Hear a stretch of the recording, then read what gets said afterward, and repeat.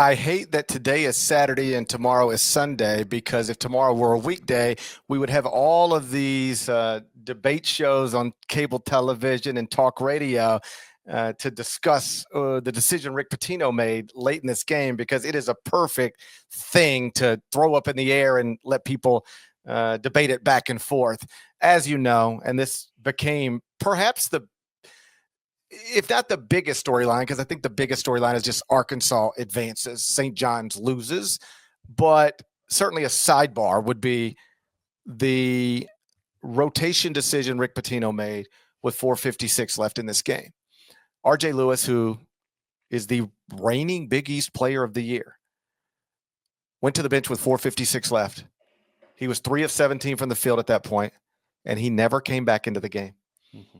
It was 64-62 when he left. Arkansas was up by 2. And then Arkansas outscored St. John's 11-4 the rest of the way.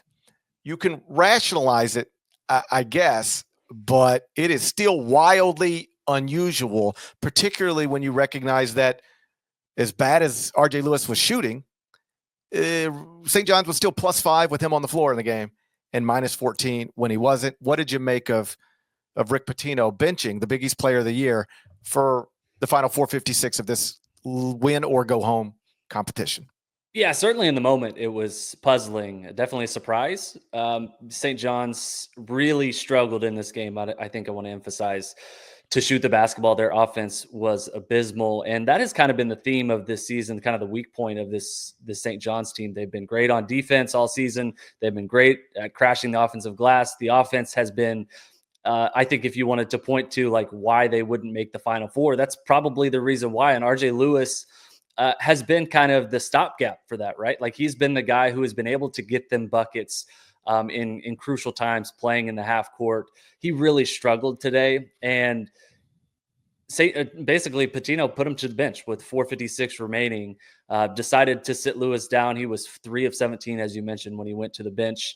And in the moment, you're thinking, man, that this is like the only scoring punch that St. John's has. Why would you sit him? And I think it seemed silly. In fact, I think it maybe seems a little bit silly now. But after the game, basically, Pitino explained, like, hey, look, I just wanted to play some other guys.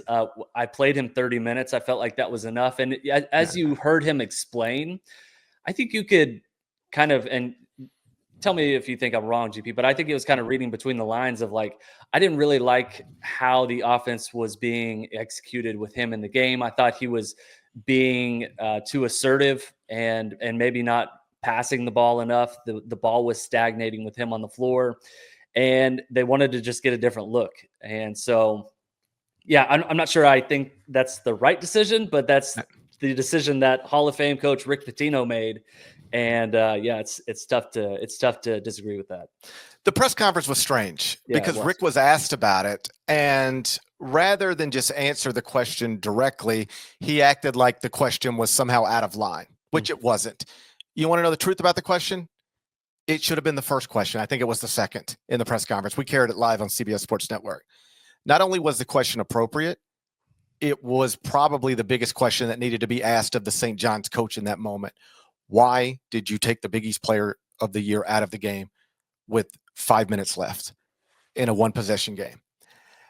The only thing Rick actually said to try to explain it was that he was 3 of 17 from the field. Mm-hmm. And here's the problem with that answer. I do not think it's because he was 3 of 17 from the field. No. I don't know coaches who pull out stars over missed shots too often. It's really not a thing. Not every, I don't want to paint with a broad brush, but most coaches I talk to, they want their stars. If their stars are scorers, they want their stars scoring. They want their stars taking shots. You know, they prefer it to be 17 of 17, but if it's 3 of 17, they still want that guy on the court. So we discussed it in studio before the press conference, after the press conference, and I thought Rick's explanation was, you had to really read between the lines, because I don't think it's 3 of 17. And he was subsequently asked a question about RJ, and it was like put it on a tee. I just want you to say nice things about RJ Lewis. Mm-hmm. And he really just started talking about other guys. It was like if I were being interviewed and somebody said to me, hey, what's it like working with Matt Norlander? He just seems like the best. And how is he? And I say, I tell you what, it's really awesome working with Kyle Boone and man, David Cobb. He's amazing. And I've ever told you about Marcus Nelson. He's one of our editors. And I just talk about everybody else that I work with and noticeably leave out the one person I was actually asked about, who I just benched for 5 minutes at the end of a game. You had to read between it. He just decided he was frustrated with effort, focus, all sorts of that kind of stuff, and just decided, you know what? I've been begging you this entire game. I've been begging you for 35 basketball minutes to give me something different than what you've given me, and you're not. I mean, there was this one moment where Zuby Ejiofor actually has RJ Lewis, like the way you would put your arms on somebody if you were like, hey, wake up, man. Like he actually did the wake up man thing with them. So I think Rick just got frustrated and said, you know what, man, you ain't got it and you don't seem willing to want to give it to me. So just come sit over here and we'll try to do this without you. You can justify it like that. And in studio tonight, Roy Hibbert, the former Georgetown All-American, 2-time NBA All-Star, said that he understood it.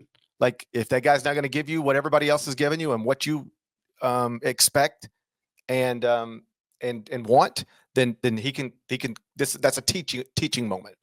Kyle Neptune, the former Villanova coach, was in studio with us tonight. He was awesome. Yeah. He also said he sort of understood it. Rick was making a point. I'm gonna advance without you or go down without you, but I'm not going to let you continue to do this anymore. I'm paraphrasing. I'm not quoting Kyle, but that was the sentiment. Kyle seemed to understand it. I'll be clear.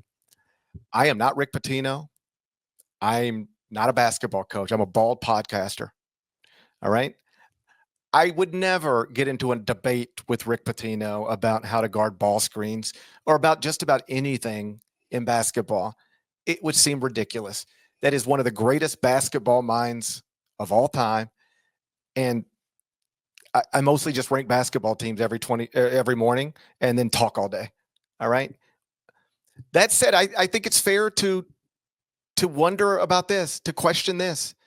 And this is the way I sort of flipped it around on Kyle and Roy and in studio was, if you want to try to justify this, then tell me the other time you can remember it happening. This is not a normal thing. All right. The NBA playoffs will start soon. There will be, I guess, 20 teams in it to start in the postseason. You can watch every elimination game in the NBA playoffs from the moment they start until the NBA finals are over.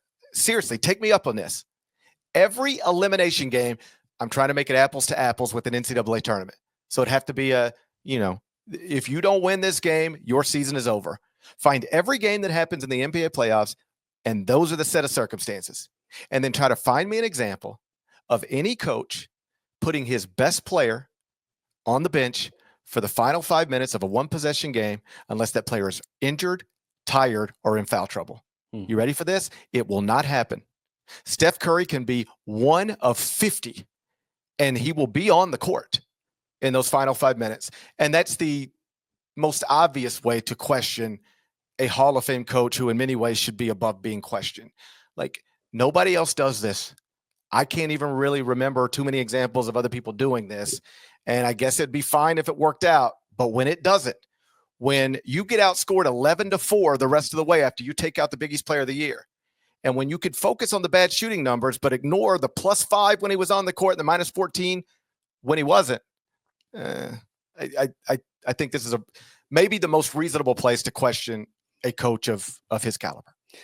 Yeah, I think it's one thing to maybe sit and make a statement, on a Tuesday night in the middle of February when you're playing Creighton, but certainly NCAA tournament with a chance to make the Sweet 16 on the line, and you're sitting your star player to make some sort of statement about, the way in which he's played the game. Yeah, I think that's the beef here for sure. Yeah, I understand teachable moments. I would prefer to teach them in November, December, any other time than the final 5 minutes of a round of 32 game that you're trailing by 2 points. Either way, St. John's, incredible season over. And it was an incredible season, just a rough ending.